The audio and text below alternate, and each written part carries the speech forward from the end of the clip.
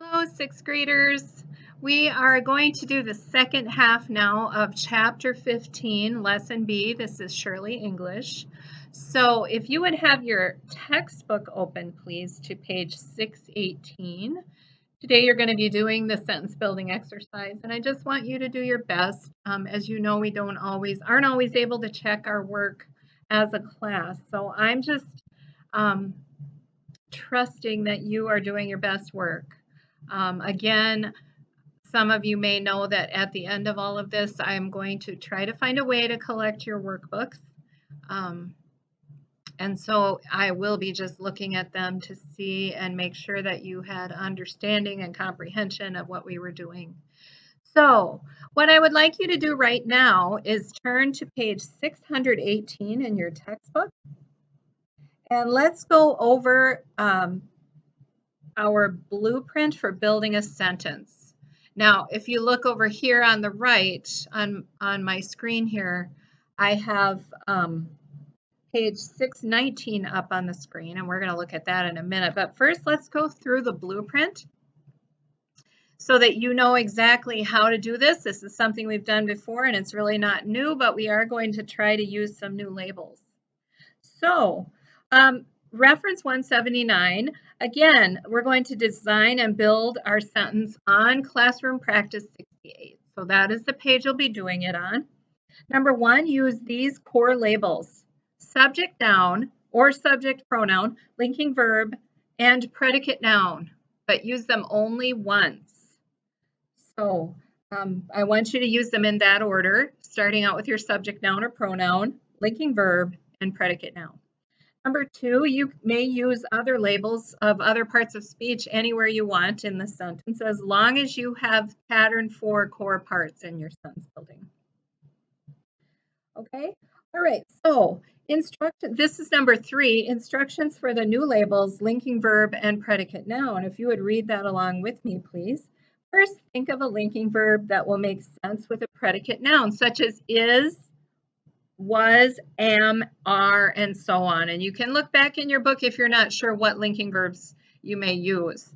But make sure they make sense with your predicate noun. Write your linking verb under the linking verb label. Then think of a predicate noun that renames the subject.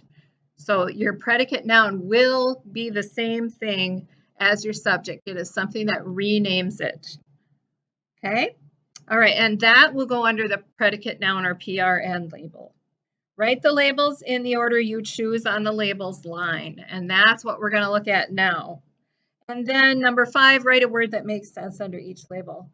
Now, remember, let's look at page 619. Here it is on your screen, and if you would please make this full screen, it's going to be easier to see. Okay, so I am on page 619. Now, at the top, it says use revision strategies to revise your original sentence. All right, and we know how to do this. Revising means looking for ways to improve your writing. As you revise your original sentence, write the abbreviation of the revision strategy you used under each word. And so if you go all the way down to the bottom line where it says revision strategies, that's again where you put your code. Number 1 is synonym. Number 2, antonym, ANT. Number 3, word change, WC. Number 4, added word, ADD. Deleted word, delete. And no change, NC.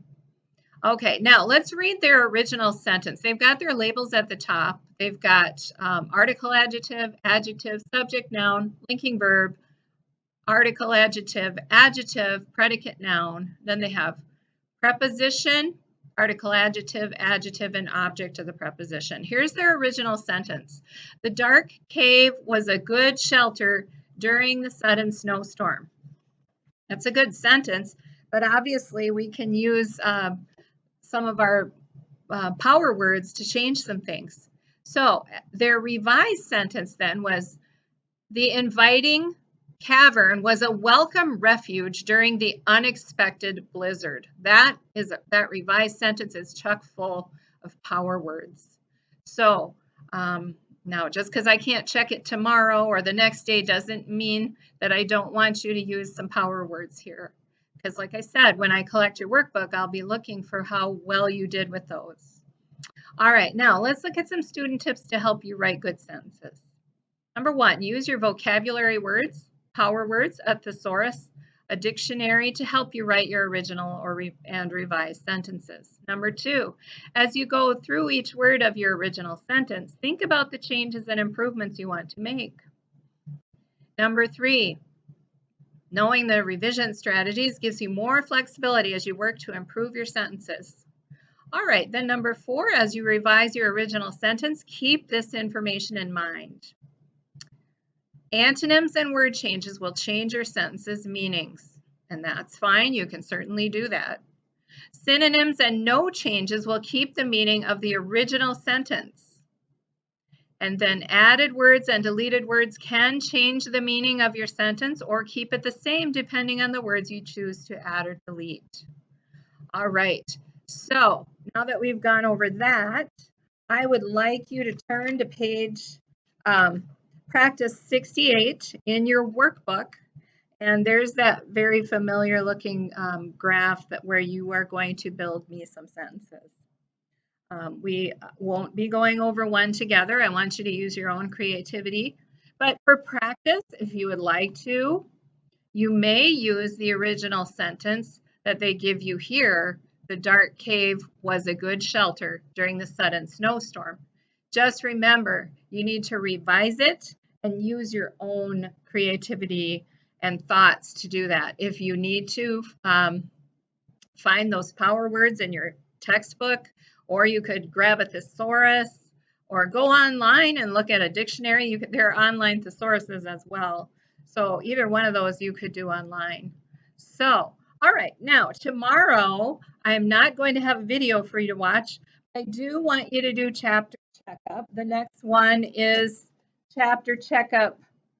Oh my goodness, we're just clipping along in the book and I lost my page here. So let me just double check. Chapter checkup 69 A and B. That is tomorrow's assignment. If you need to review, just go back through the lessons that we've had in our textbook. But if you feel like you're ready, go ahead and tackle that. And then just like last time when I had your parents text me a picture of your chapter checkup, I would like you to do that again tomorrow after you're done with your chapter checkup.